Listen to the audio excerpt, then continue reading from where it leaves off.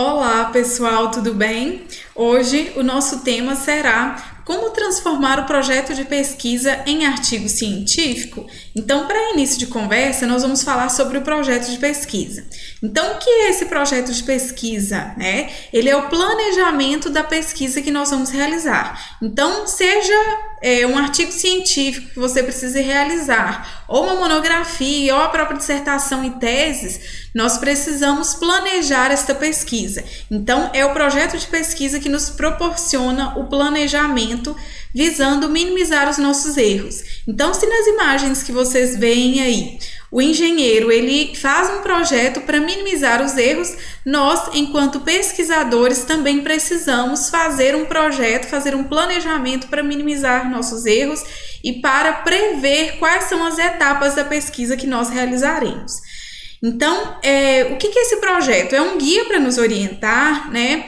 É uma forma de organizar a pesquisa. Obrigatoriamente, ele antecede o trabalho de conclusão de curso e é um planejamento do que eu vou realizar, por que e como eu vou pesquisar, né? Então, a escolha do tema ela está sempre relacionada à realidade social, ao senso comum. Então, em relação à minha área de formação, à minha área de estudos, eu vou pensar aquilo que eu gostaria de pesquisar, ou seja, a partir da minha realidade, né, a partir do meu senso comum, e aí eu escolho um tema para desenvolvê-lo de forma científica. E aí, como nós estamos falando especificamente da transformação do projeto de pesquisa em artigo científico, o que nós precisamos saber, né? Artigo científico é um texto que discute ideias, processos e resultados por meio de métodos científicos. Então, vejam, nós partimos do senso comum e a partir do senso comum nós vamos estabelecer métodos que são científicos para resolver determinados problemas. Então, ele pode ser construído com o objetivo de aprender sobre determinado assunto. Então, escrever, estudar, né, faz com que você compreenda determinado assunto.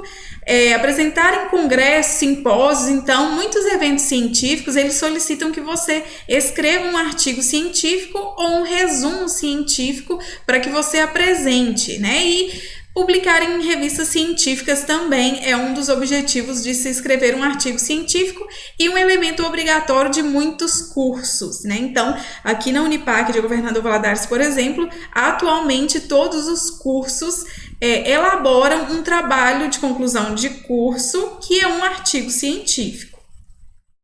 Então, qual é a estrutura desses trabalhos? Sempre que eu falo em estrutura de trabalhos, o que nós temos que pensar? Nos gêneros textuais.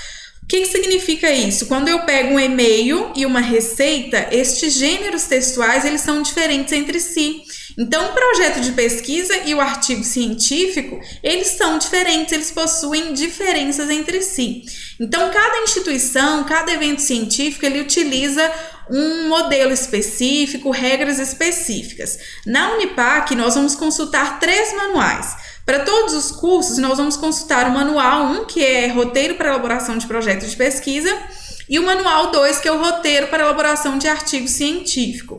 Especificamente para os cursos de enfermagem, eu quero chamar a atenção que o terceiro manual deve ser amplamente utilizado por vocês, conhecido por vocês, porque através dele vocês vão utilizar as normas de Vancouver a serem aplicadas tanto no projeto de pesquisa quanto no artigo científico. E aí, então, né, todas essas imagens que estão aí na tela, vocês podem consultar nos links dos slides anteriores, então está pequeno aí para vocês enxergarem, mas vocês devem ter em mente que os manuais, né, de metodologia, eles precisam ser conhecidos dos alunos. Então, os alunos precisam acessar esses manuais, conhecer esses manuais. Então, o manual da parte superior, né, na figura 1, são os elementos obrigatórios e optativos do projeto de pesquisa. Nas figuras abaixo, nós temos aí 2 modelos para artigos científicos. Então, qual a diferença entre um e outro? Né? Do nosso lado esquerdo, nós temos aí um artigo de pesquisa de campo e do nosso lado direito, um artigo de revisão de literatura. Então, são textos que, embora sejam artigos científicos, eles possuem uma estrutura diferente. Né? Neste momento, nós vamos focar o artigo de revisão de literatura. Então, nesse slide aí, o que nós vamos perceber, né? O projeto de pesquisa, ele, como eu falei anteriormente, ele é diferente do artigo de revisão de literatura. Então, percebam que tem alguns elementos que estão riscados aí. Ou seja, no momento em que eu vou fazer a transformação do projeto de pesquisa para o artigo de revisão de literatura, eu vou tirar alguns elementos do projeto de pesquisa e vou acrescentar outros elementos que são típicos do artigo científico. Então, exemplo, a capa no projeto de pesquisa, ela deve ser transformada na folha de apresentação, né? Ela tem a mesma estrutura. No artigo científico, nós não temos folha de rosto, não temos listas de ilustrações, listas de tabelas, listas de abreviaturas e siglas e nem a lista de símbolos e nem o sumário. Então, todos esses elementos devem ser retirados.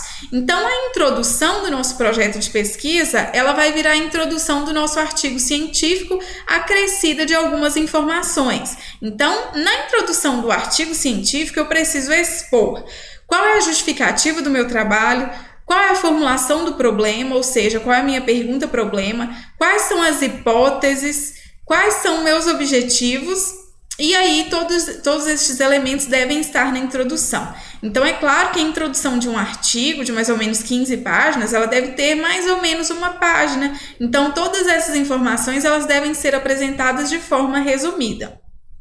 Lá no projeto de pesquisa, então, nós temos o referencial teórico. Então, o referencial teórico do projeto de pesquisa, ele pode estar no seu artigo científico de forma mais aprofundada. Então, na revisão da literatura do artigo, você vai aprofundar a apresentação dos conceitos que você abordou no seu projeto de pesquisa de forma mais superficial. Então, no artigo, essa análise é realizada de forma mais aprofundada. E aí, não existe, então, no artigo científico o cronograma nem os recursos necessários. Então, você retira esses elementos e acrescenta as considerações finais do trabalho. Então, o primeiro elemento aí do artigo, né, após a capa, é o resumo. Então, o que o resumo deve ter? É um elemento bem breve, ele é muito menor do que a introdução, ele apresenta no máximo 250 palavras e ele precisa ter o objetivo do seu trabalho, métodos, resultados, considerações finais e palavras-chave. Então, é importante que o seu artigo não exceda essas 250 palavras, ele é bem breve, cada uma dessas partes citadas devem ter aí no máximo 2 a 3 linhas aí. Para os cursos da área de saúde, principalmente para o curso de enfermagem, mais uma vez eu chamo a atenção que as palavras-chave devem ser utilizadas através dos descritores em ciências da saúde que vocês podem encontrar neste link aí abaixo. Então, o que é a introdução?